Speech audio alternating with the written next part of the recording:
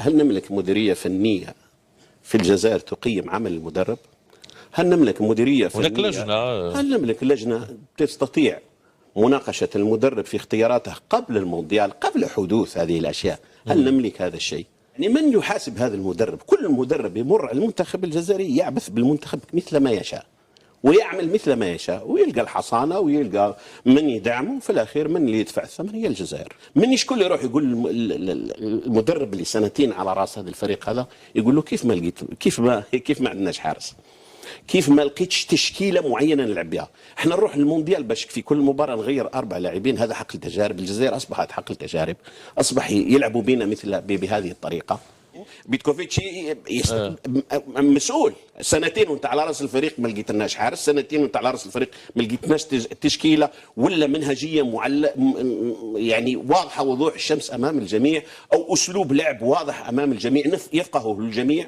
بالتالي احنا كنا نقولوا زمان تيجي تشوف المنتخب 82 ومنتخب تشوف منه هو الظهير الايمن واضح مرزقان شعبان، اذا ما هوش مرزقان من قلتي، اذا ما هو على الجهه اليسرى لارباس، واذا ما هوش لارباس منصوري، واذا هوش منصوري كويسي. يعني سبحان الله كنا نعرف قندوز قريشي، كنا نعرف هذا اللي اسمه مين هو السته مين هو السبعه. شوف لما تحط هدف، دائما هدف صغير، لما تحط هدف صغير وتوصل ليه، اعرف باللي الهدف اللي بعده من الصعب انك توصل ليه. وضعوا اهداف لا تليق بالمنتخب الوطني، لا تليق بالمنتخب ولا تليق باسم هذوك اللاعبين هذوك.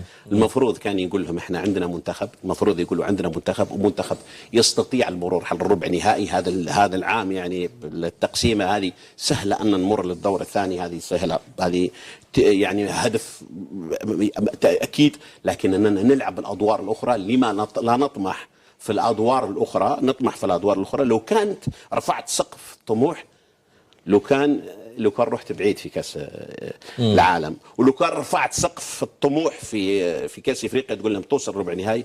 مباراه نيجيريا، مباراتنا مع نيجيريا ومباراتنا مع سويسرا، ترى صوره تبقى الاصل.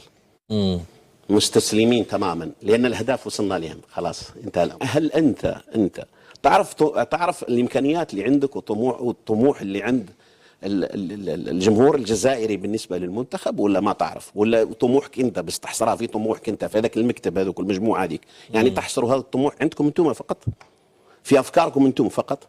يعني ما عندكم افكار موسعه لتطوير هذا المنتخب، للذهاب بعيد، طموحاتكم تكون عاليه مثل الجار. يعني الجار اليوم اصبح عنده طموحات عاليه.